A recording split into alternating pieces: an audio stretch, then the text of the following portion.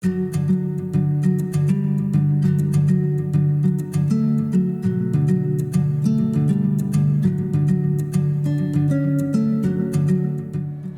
I'm Macalester College Associate Vice President for Student Affairs and Dean of Students, Dr. Catherine K. Cookmont.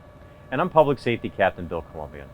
And today we're here to talk with you about a very important campus safety procedure that we call ALICE. ALICE is an emergency procedure we use on campus. In the rare and very unlikely circumstance, a person comes onto the grounds with a gun or weapon and tries to hurt our students, staff, or faculty. The scenes you're about to watch involve actors who are Macalester students and staff. Although they depict less violence than many mainstream Hollywood movies, you may feel discomfort or anxiety, since the purpose of watching is not to entertain, but instead to teach us how to best respond to these types of emergencies.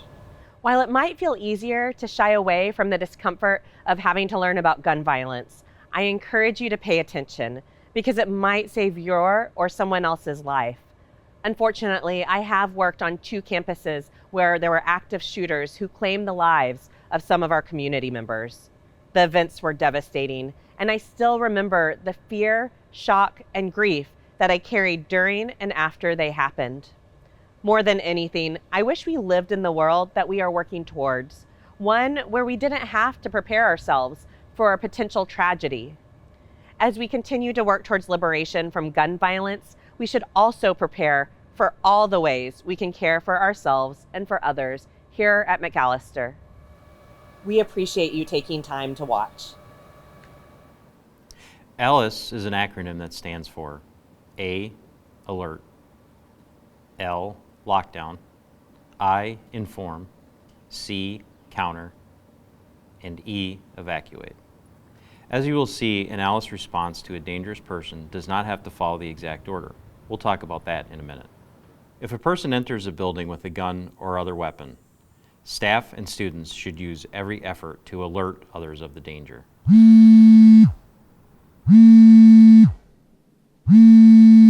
Get out, get out, get out, I'm ready to go, get out, get out, get out, get out, I'm ready to go, get out, get out, get out, get out, get out. In an ALICE emergency, if you can't run from the building, you need to find the closest room, lock the door, and barricade.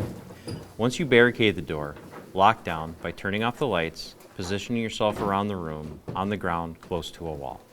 It's critical that you don't open the door for anyone, under any circumstances. The person outside the door could be the gunman.